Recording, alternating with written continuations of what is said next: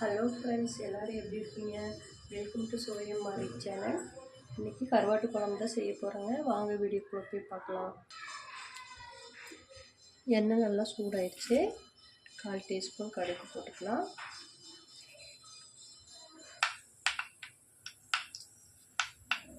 சீரகம் 1/4 டீஸ்பூன்.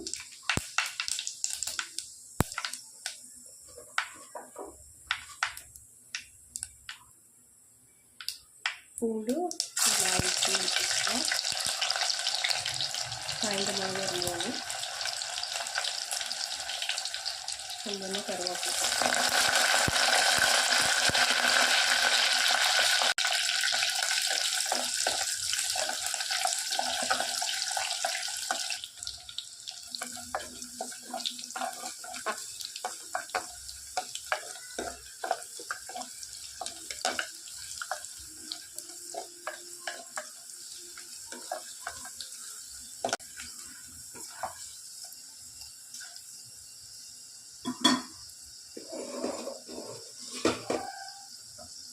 சின்ன வெங்காயம் ஒரு 150 கிராம் போட்டுக்கோங்க.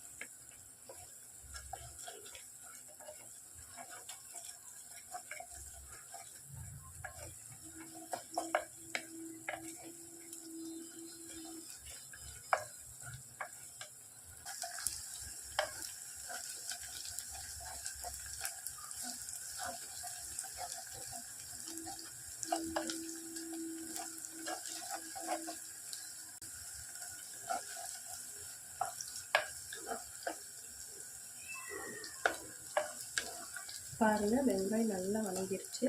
மசாலா போட்டுடலாம்.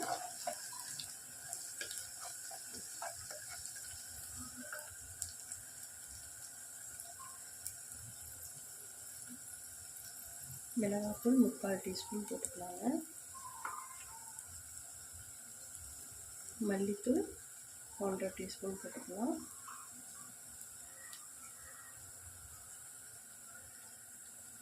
நான் சாம்பார் பொடி தான் போட போகிறேங்க. நீங்கள் குழம்பு மிளகாத்தூள் இருந்தாலும் போட்டுக்கோங்க. இது நல்லாயிருக்கும்.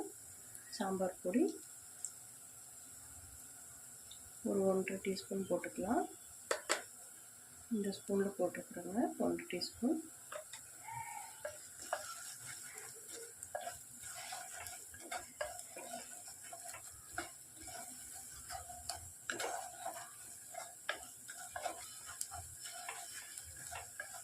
மசாலா நல்லா வணங்கிடுச்சு. ஒரு 3 தக்காளி பொடியாக கட் பண்ணி வச்சுருக்கேன், அதை போட்டுடலாம்.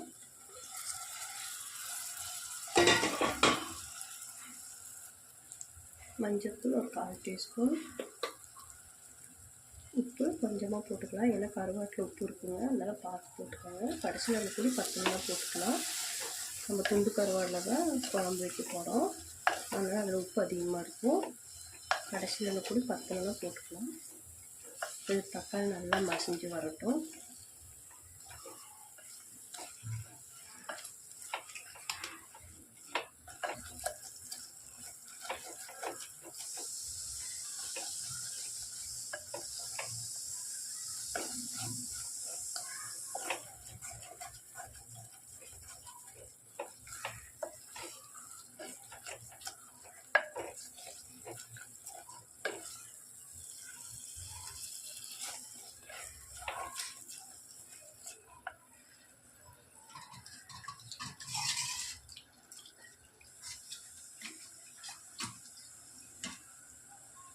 புளி நெல்லிக்காய் அளவு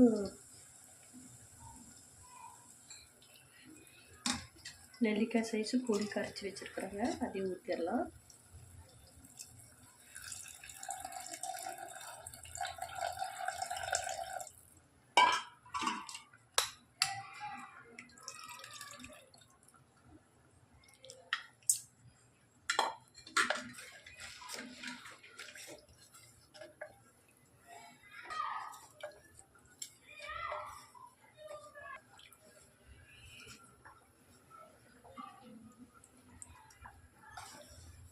இது நல்லா ஒரு கொதிச்சு வரட்டுங்க. கொஞ்சமாக மல்லித்தழை போட்டு மூடி வச்சிடலாம்.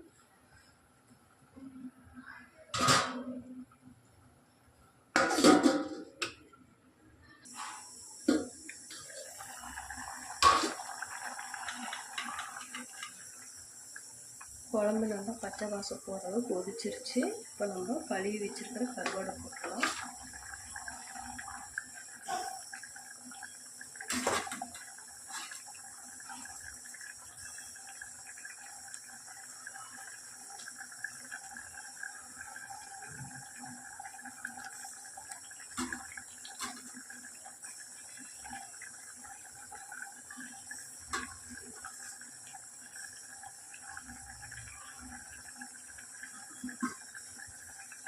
கொஞ்சம் மல்லித்தழை போட்டு ஒரு 2 நிமிஷம் மூடி வைக்கலாங்க.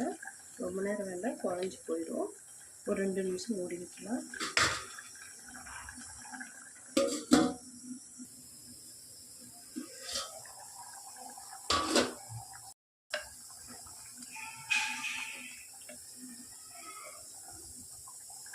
பாருங்கள், சூப்பரான, அவ்வளோதான், கேஸ் ஆஃப் பண்ணிடலாம். பாருங்கள், சூப்பரான கருவாட்டு குழம்பு ரெடி ஆயிடுச்சு.